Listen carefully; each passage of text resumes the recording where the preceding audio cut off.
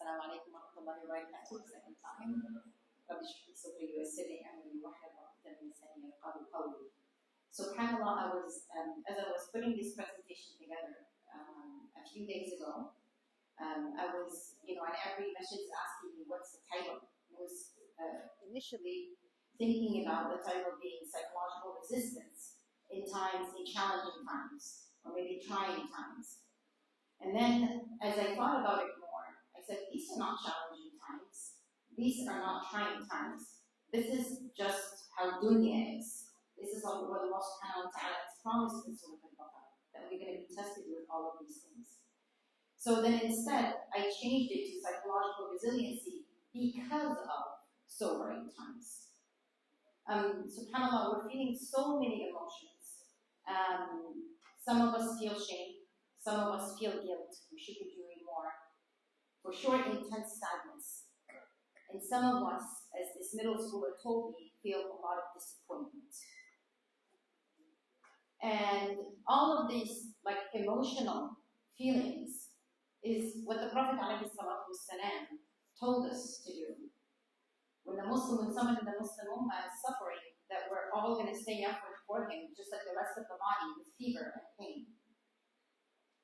So there's absolutely nothing and everything normal with feeling these emotions.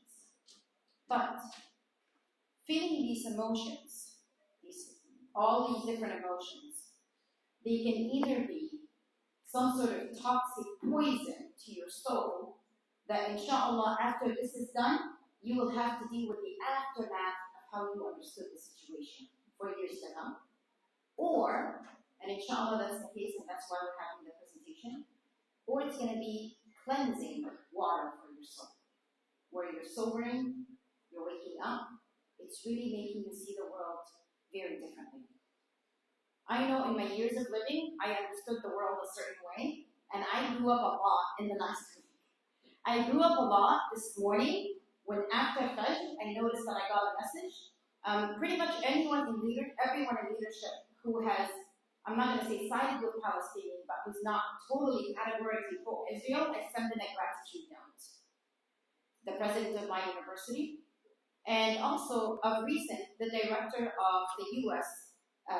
State Department has resigned and put his resignation. I sent him a thank you note. I'm like, he's not going to see it. This Fajr, he sent me back a note. So I'm like, I'll read it. I'm going to go back to see after Fajr. I'll read it later. His profile was gone. The message was deleted. Not by me. Gone. He disappeared from the face of the earth. There's a lot of articles about him. You should read about him because he would submit the resignation to Biden. Like he's a very high official. We have to notice people who have not abandoned us and send them gratitude notes. I want to take a moment and really recognize that we are human beings. We, American Muslims, are human beings. We also went through the pandemic. That happened. We went through 3 years of that. 1 every 5 is getting treated for a mental distress because of the pandemic. We're no exception. 1 every 3 suffers from long-term symptoms, somehow collectively called long COVID. Certainly I'm 1 of the 3. Cognitive fog, cognitive chronic, and many of you are nodding, you know exactly what I'm talking about. So we're carrying that pain that's going on. And then specifically to the Muslim community, there is all of the stuff that I wouldn't say started with, that was exacerbated by 9/11 and such things. So we're carrying that too specifically in our community. And then there is whatever that's happening on a personal level in our own home, our own personal stress. So all of that is going on. And then the issue of Palestine and Gaza happened. So that is all superimposed on a mountain of pain that we share with humanity, with the United States, and with our Muslim Ummah, and in our specific home, over all of this. Yesterday, I was giving the talk, and I'm time in another community, and this woman, she said, I saw every doctor. They can't find what's wrong with me. I can't handle what's going on with Palestine. I just escaped the war in Syria. So on top of all of this, she's carrying the damage of what she witnessed in Syria. Someone else this morning, she said, I was 5 when I was on an airplane in Afghanistan when the war was going on, and I escaped on an airplane where there were dead bodies and bodies they were trying to rescue and literally gushing blood. And I still remember it. Had nightmares about it 40 years after it happened. So this mission is happening, but there's a lot going on when this happened, because we are human beings. So typically, after a shocking event, like what happened, we woke up to this and the world being blind to this, the body responds in a way that a lot of it is outside our control and our consciousness, where you get this kind of like adrenaline rush that makes you run away from the danger. It's supposed to protect you so you can run away from danger. But you're not running anywhere. So all of this energy in your body is generated, but you're not running anywhere. So what ends up happening with that energy? For kids, they get really antsy. They move a lot in class. They make behavior problems because they have all this energy, but they're not running away from danger. And then after that, another chemical is released that it's okay to be released in the short term, but when it's released week after week, CNN after CNN, Fox after Fox, video of a child dead after another video, when it keeps being released, it damages every single organ in your body, including your brain. It's literally like me putting gasoline on top of your thinking and learning areas in the brain. And the more you do that, the more there's dementia later on in life, associated with inflammation. And most of the deadly things are because of some sort of inflammation. And then the brain does something really interesting. Because the brain doesn't know the difference between psychological pain and feeling rejected by the entire world and not heard, and cognitively mute, and physical pain of a hammer on your hands. The same areas in the brain, the same chemicals are going to be activated and released. So then what the brain does when you're sick, make you feel sick. You know how when you have a cold, you're like, I feel sick, right? And it's just some general emotion that you're feeling. What's that feeling of sickness? That feeling of sickness is that you want to sleep. You're extremely tired. And how many people were so exhausted and tired this week? I know I was, right? Feeling that you're not thinking straight, and for some of us wanting to isolate and just be alone. So I taught psychology of stress for every other semester for a few years, and one of the early ideas was that stress is good for you early in life because then you can handle later hardships, later stressors. That kind of depends. So the kids who are stressed early in life, and they go home, and there is comfort and support at home, they become more resilient. They become much better when they grow older to handle other hardships, and they're much more protected in mental well-being. However, the kids who come home, and there's no comfort at home, and there is a parent who's suffering from burnout from all the news, that doesn't happen. So what does happen to these kids? So again, it's not the stressor, it's not the hardship that's bad for you, that's bad for the child, that's bad for the teen. It's whether that teen, that person, finds support after the hardship and stressor that makes the difference between do you go on to become resilient or do you go on to become depressed and anxious and a lot of other things. In fact, they found that the longer the comfort session after hard hardships, after difficult stressors, the more productive that is. And the other thing that's pretty troublesome when I saw it, and that I worry very much about the Ummah and the generation and the continuity of this Ummah, is that hardship after hardship, stressor after stressor, without support from the adults around these 2P adults in the future, can actually change their genetic expression in a way that in the future when they face hardships, and we know in the future they will face hardships because that's how dunya is, that they're not able to handle it and they're just gonna really struggle with that. and that change in their genetic expression is going to be passed on to the next generation and to the next generation. So that your third grandchild who didn't go through this is actually still psychologically damaged because of this. And that's why this is really important to change the narrative and to see how can we support each other? How can we support our young ones? So we can really have resilience and not have this propagate generation after generation. How do you know if you're burnt out?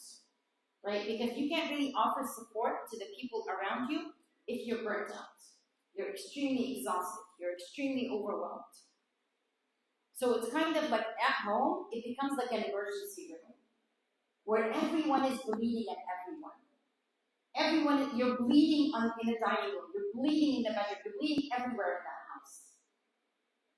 Right? Like this lady was telling me, my husband says good morning, and I just fight. I'm so irritable. Another says, I don't want my kids to come back from school. I can't see them. I can't. I don't want to see anyone.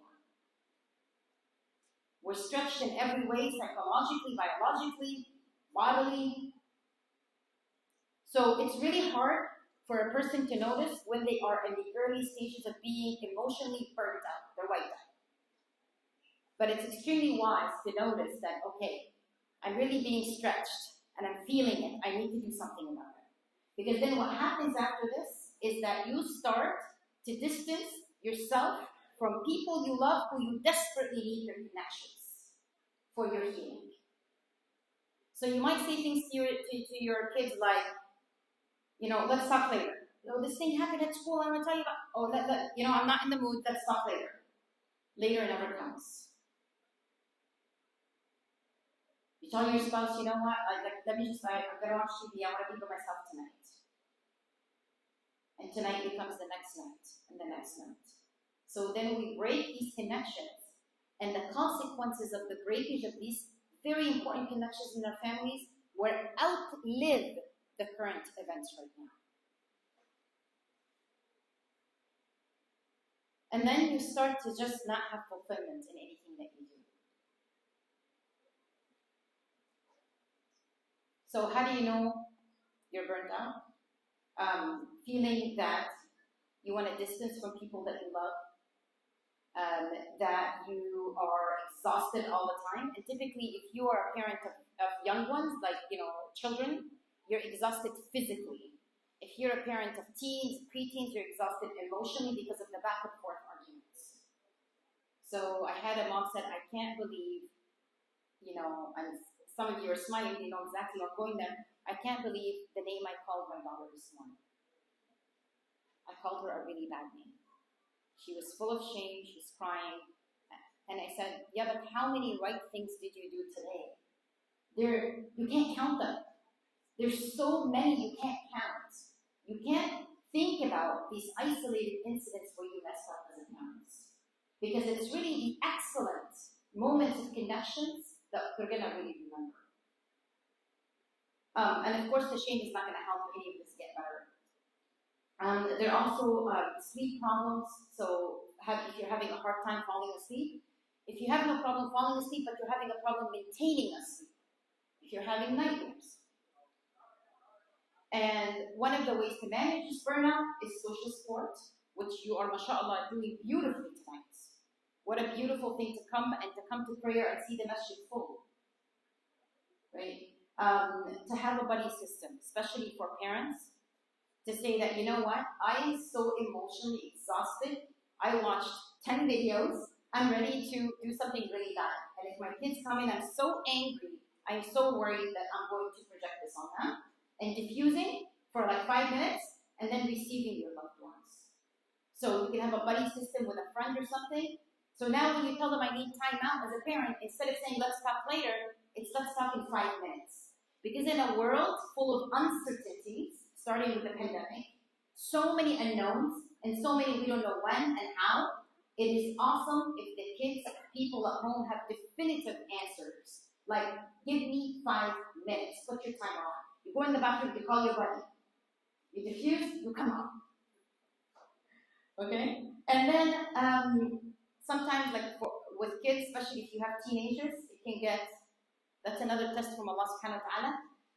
Sometimes it really helps when you look at their baby pictures. They do something really bad, look at the baby pictures, and you're like, oh, and it calms down a little bit. Any stress management that works for you, it's not selfish to do that, because when we are completely emotionally wiped out, like there is actually a term called compassion fatigue. That people who do a lot of charity, people who do a lot of helping, they get into that, where you stop having no compassion. I had a nurse once during the pandemic. I trained psychologists and nurses. And she came to me and she said, and she was crying. She said, I don't know what to do, but I don't have any compassion. Like when someone comes to me and they're crying and saying they're depressed, I can't feel for them because I have dying people. And she was really, really upset by that, her inability to no longer feel compassion. She's a nurse. It's really important for her to feel compassion. We're parents. It's important for me to feel compassion for my kids and my husband. And also to be resourceful. Some of us just have really terrible days. So maybe on these days, find out resources who can help you. Maybe that day you need someone to pick up. Maybe that day is the day you're not going to cook. Maybe that day that you need your sick day at work. Whatever it is. And what happens in terms of children? When should you be concerned about children? If, for example, they bedwetting their children, they don't do that anymore, and they start to have accidents at school or at nighttime, and it's out of their character. That's really concerning. If they're having nightmares, if their grades all of a sudden dropped, like for no reason, they were always B students, A students, whatever it is, and all of a sudden their grades dropped for no reason. This is not the time to yell at them and say, what did you do wrong? Because like they're wanting the connection instead of the disconnection at that moment. Behavior problems. If all of a sudden the teacher is emailing you about behavior problems and this student never had behavior problems in the classroom, then there's something a little bit more than this is just the child is not being well behaved. If they are a child who talks a lot and then all of a sudden they're very quiet, and you might be thinking, oh, thank God, they're quiet for once in their life. But that might actually be a concerning thing. If they're having a hard time staying asleep, falling asleep, if they're becoming aggressive towards their siblings. Sometimes kids, when they feel like they can't take out their anger on someone bigger than them, when they watch the news, which in my humble opinion, anyone under 8 should not be watching these videos. They're very concrete thinkers. I don't think it's wise for someone under 8 to watch videos like that. They might then take that anger and aggression towards a sibling that they start to like hit or push. So if you notice that, it's a good idea. If you notice that in yourself, so they found that parents who are experiencing burnout, that they're actually more emotionally abusive and they're more physically abusive, even though if that's not their parental philosophy. But when we're very stressed, it brings the worst of our character towards everyone. And they deserve better, we deserve better. You might hear things in the house like, what is the point? Well, we can't do anything about it. Why are we so weak? Why are they so strong?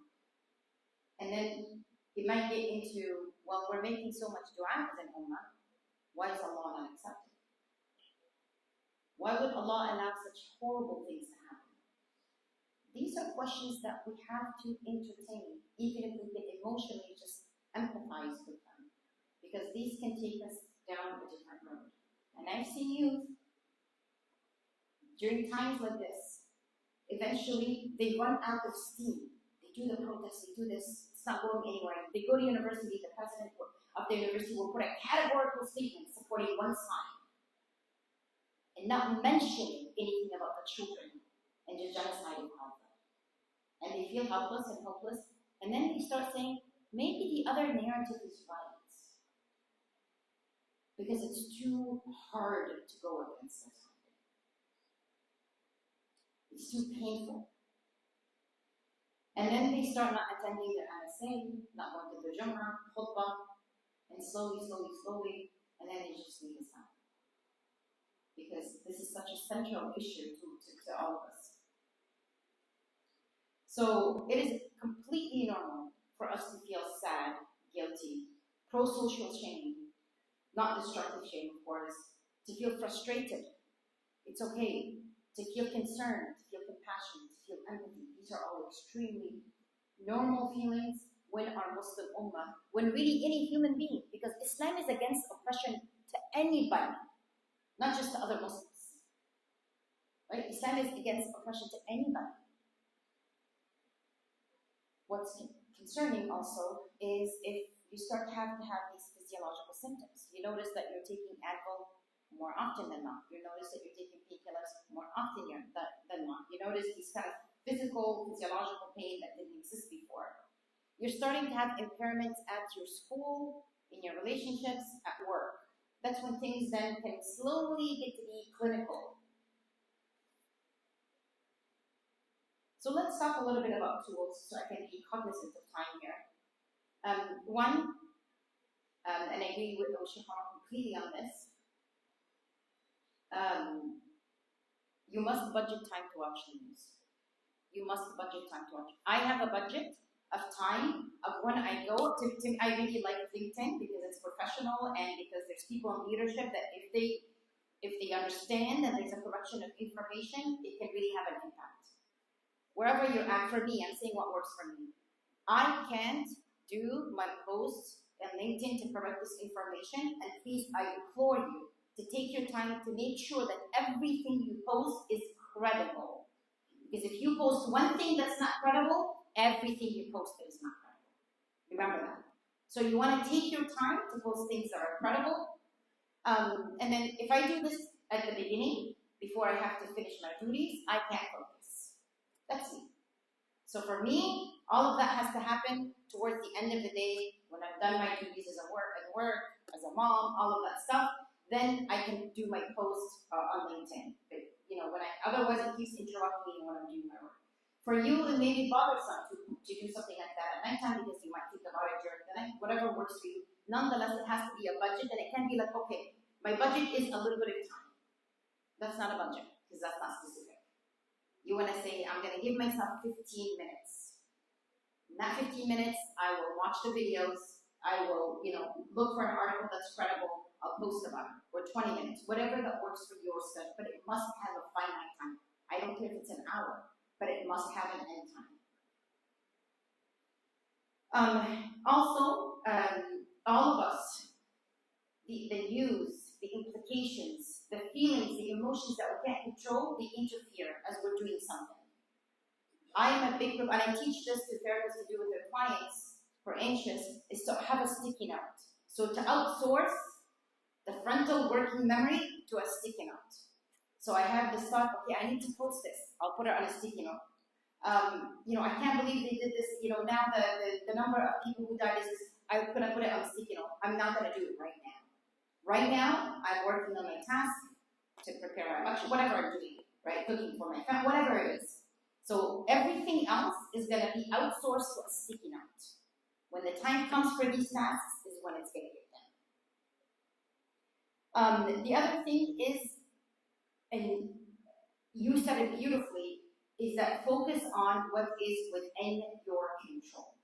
We are spending most of our time focusing on what is outside our control. Most of our conversations is about what's outside our control. I literally got a piece of paper out, and okay, in control, outside control.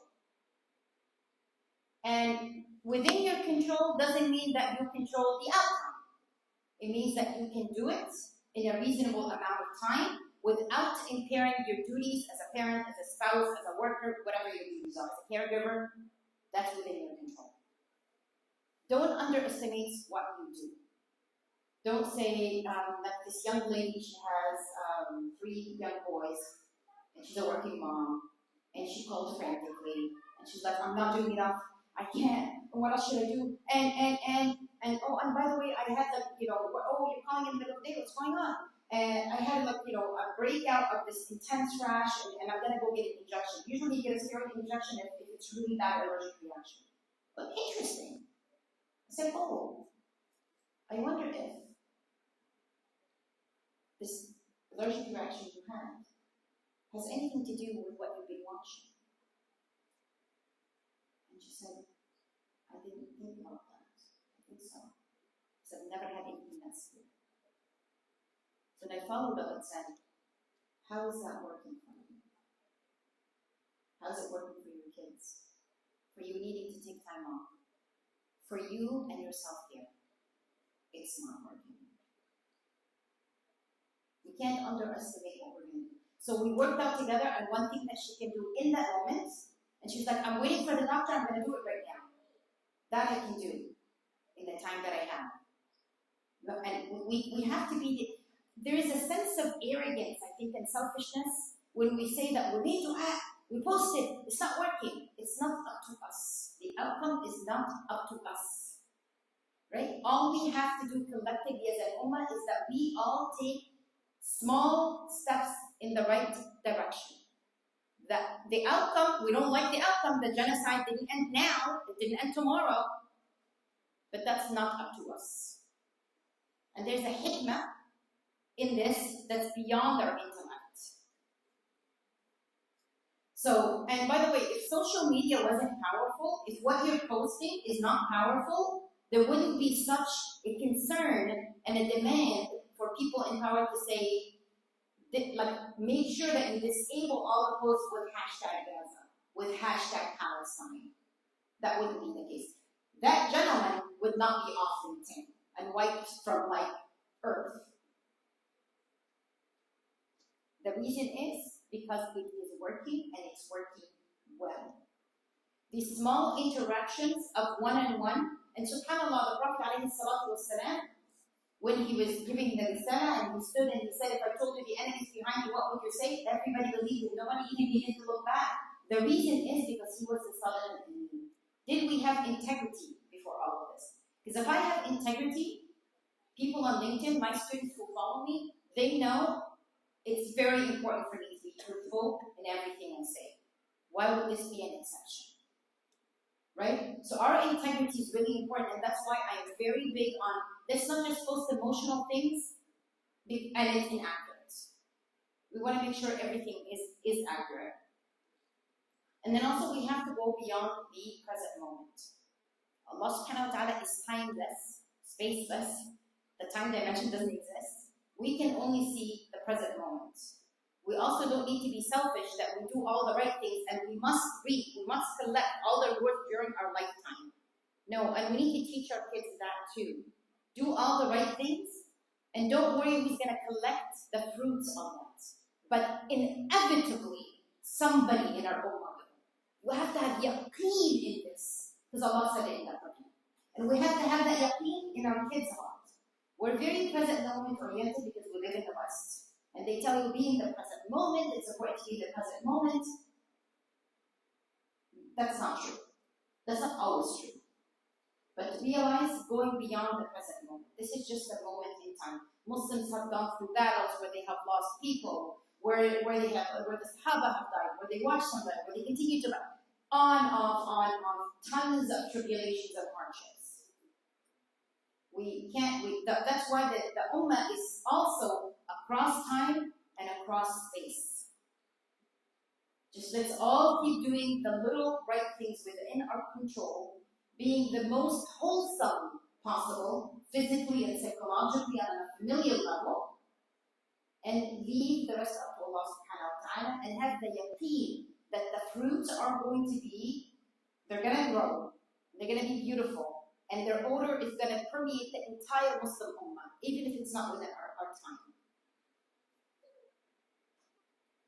The other thing, and I'll talk about empathy in a little bit, we have to fix the narrative. We can't really talk in front of our, especially boys, and say, we're such losers, why are the Arabic countries such losers, we're always going to be weak, because that conversation actually lowers the testosterone levels of boys.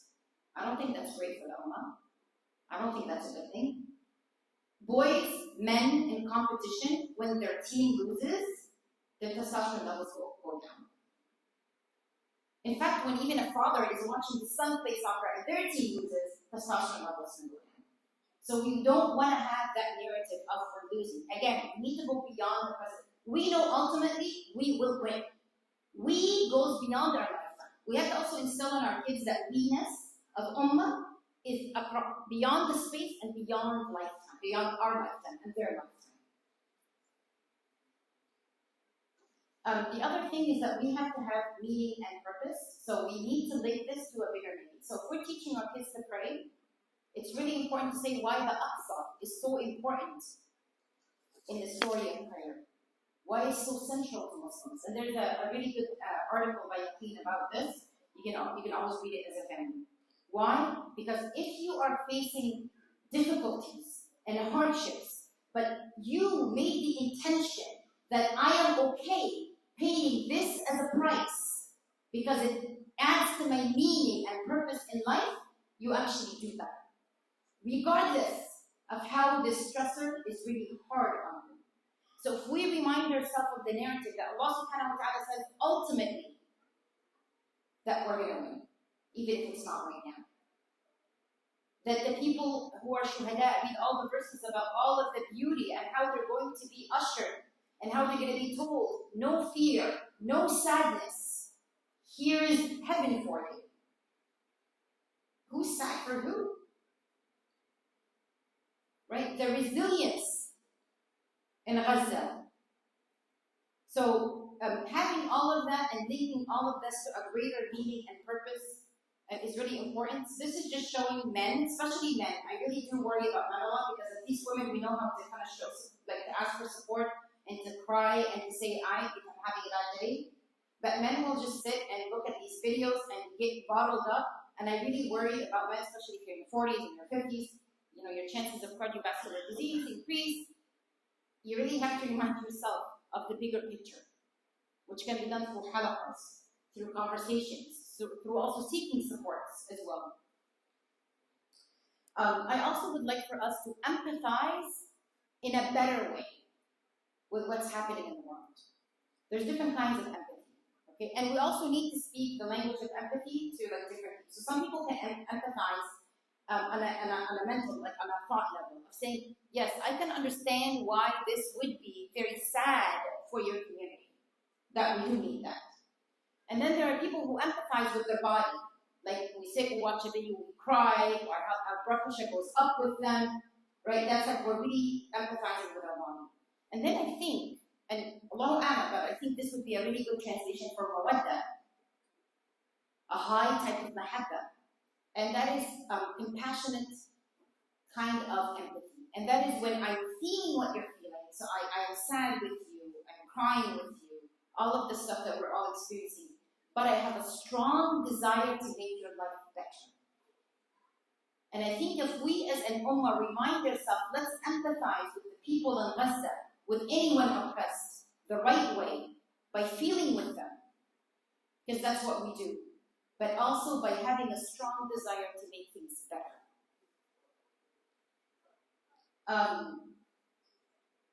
Question and answers in 10 minutes, right? The other thing, and I borrowed this from a type of therapy called ACT, is think about when the world gets the worst it can possibly be.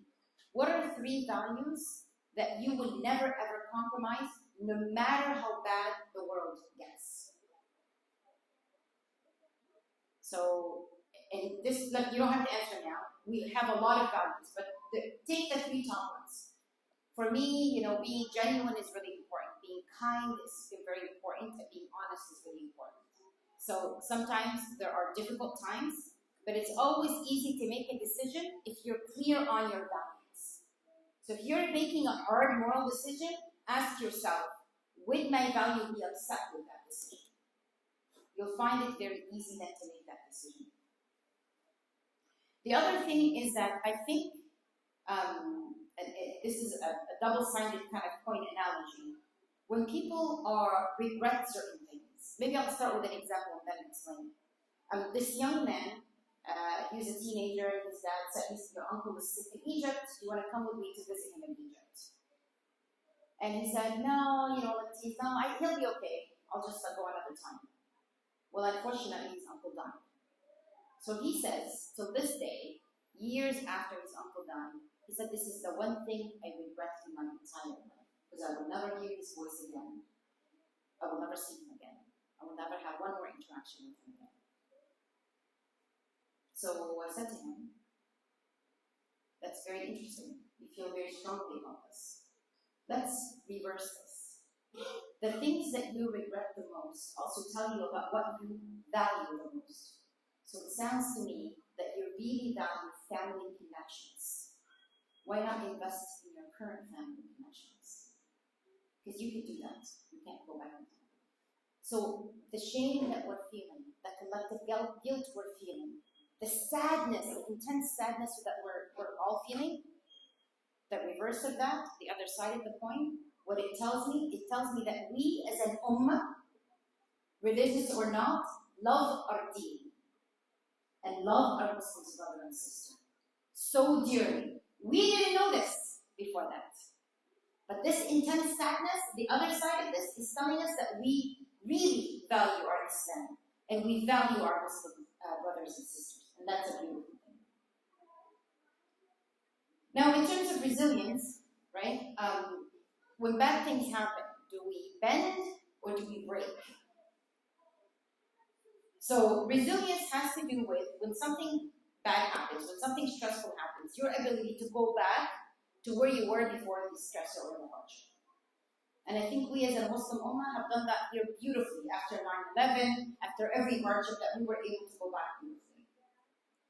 And by the way, this is not something just reversed for people who are amazing psychologically, and where many people are very resilient. Many children are very resilient. But actually, I don't want you to be resilient. That's not what I wish for you. I don't wish for you to be resilient. I don't wish for my Ummah to be resilient. Because what I want for you is something so much more. What I want for you, what I want for me, what I want for us, is I want us to go through what's called post-traumatic growth. Post-traumatic growth is when things get so bad that we actually break. When things get so bad that we have to step back and really we change our worldview of what's happening around us. So that's when you hear about people who have had horrific accidents, they're sitting in a wheelchair, and after 5 years, they come out and they do talks and they say they're the happiest people in the world. They broke and rebuilt themselves. They broke and rebuilt themselves. They broke and rebuilt themselves. Right? And when in the Japanese cultures, when things break, they don't just throw them out. They get it and they fill in the gaps with glue that's gold or metallic or silver, and they build it again. And it comes some beautiful new piece that's different than what it was before. So I think that these hardships, I think the end of this, and this takes time, it takes a long time, that we will go through as an ummah, post-traumatic growth, where we are going to grow in so many different areas. So when we talk about post-traumatic growth, this gives you a new appreciation of life. You see life very differently. Your relationship with others changed. Somebody hurts you and you say, oh, it's just dunya. It's okay. They just had that. You see new possibilities in life. Like some of the kids now, middle schooler, they're now going to, I want to be a journalist. The reason why they're saying that is because they're so motivated to show the other side. And also changes in terms of spiritual growth.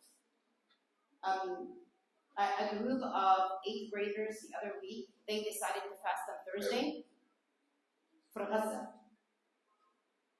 These are girls that are like, oh, my hair, I have a pimple, I can't go to school. And they decided to fast for Gaza. So their dad is accepted.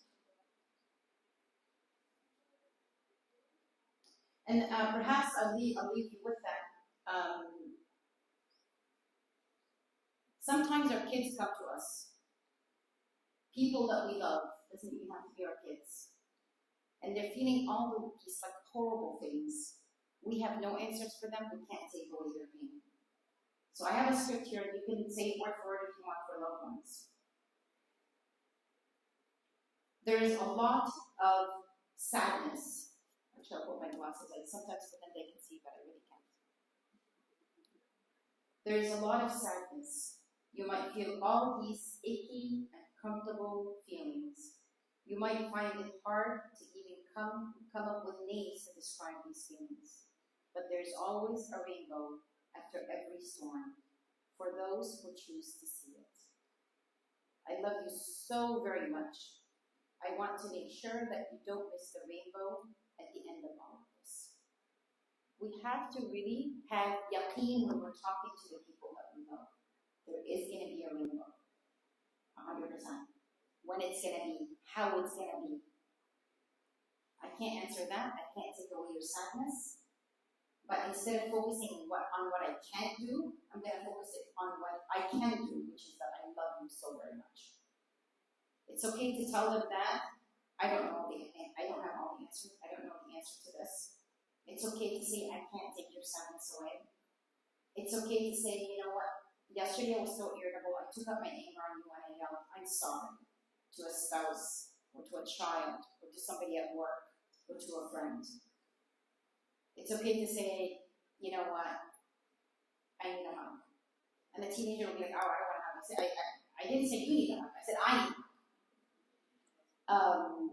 And things like, yes, I agree, right now, things really suck. But this is not going to last forever. Again, we don't know in our lifetime, but we know forever, till Judgment Day. And don't ever give fake promises or inaccuracies. Remember Allah subhanahu wa ta'ala's promises? إِنَّمَا عَلَى الْعُسْرِ يُسْرًا. إِنَّمَا عَلَى الْعُسْرِ يُسْرًا. He said that it is with it. Not after. Not that there is ease after, it is with it. Allah subhanahu wa ta'ala is a latif. He is gentle, even when He decrees what appears to us in the present moment as really difficult things. And then I'm going to end with my favorite du'as during this time, and then take Q&A, inshallah. A lot of people are really struggling to know what they should do, what's within their control, what can I do right now? Don't ask me, don't ask you. Ask Allah subhanahu wa ta'ala to guide your basira. One of the du'as I really like is to ask Allah. Allahumma sta'mini wa la tastabdini. Oh Allah, use me and don't exchange it for somebody else. I'm not the best person at translating, but you get the gist. And then also making sure that your intention is sincere. One thing that I learned from my teacher, and I'm probably not saying it as beautiful and eloquent as he said that there are many small things, small deeds with sincere intentions that are much larger to Allah subhanahu wa ta'ala than big deeds with impure intentions. And how do you know? Because personally for me that's a struggle, maybe for some of you, is that there's a beautiful dua that was listed in Ghazali. Allahumma ij'al sabilati khayran min alaniyati waj'al alaniyati salihah. Oh Allah, make my hidden intentions better than what I'm showing to people, and make what I'm showing to people salih and good. I love that dua. And then remember, if it's up to our capacity and our intellect, we're not going to solve this. If you're depending on your efforts and your intellect, you're not going to solve this. So the other beautiful dua I also learned from my sheikh, Allahumma inni abra'u ilayka min kulli hawlihi wa quwwa wa alja'u ila hawlika wa quwwatik. La hawla wa la quwwata illa billah. Indeed. So I leave you with that beautiful dua, inshallah. Jazakumullahu khairan, and we'll take questions. Finished exactly at that.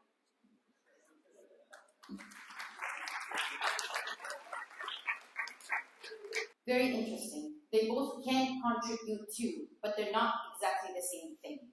Feeling burnt out at work, for example, is when you give up and you just drop all the projects. Burnt out as a student, it's not that you drop one course, you drop all the courses. It's literally you can't do one more thing at work, or as a student, or as a parent. You just drop everything. You're literally biologically done, psychologically done. There's no more energy, there's no more steam. So beautiful, it's so wise of you. That's very kind of you to say that. I think you can tell them about what you learned about burnout here in the slides today, and you say that it's very normal. We don't want to go to people and give them advice, but ad-din nasiha, right? Some scholars have said that this hadith is 1/4 of our deen. That's how important nasiha is. But for nasiha to be right, it has to be super sincere and honest, and it has to be really for the betterment of that person. So if you feel that you can do these three, then you can tell them. And I always like to say that what you're feeling, it's hard for you to actually pick up on this. You know how I said it's hard to know that you're burnt out on your own? Because you just keep doing autopilot, day in and day out. So say, you know, I learned that it's really hard for you, and that it's really people around you who love you very much that might notice this. And I noticed lately that you might seem overwhelmed and really fatigued. And I love you very much, and I want to help out. And here are some things I learned. And it would be very hard for someone to be offended by such remarks. Usually they collapse and say, yeah, I really can't. It's really getting too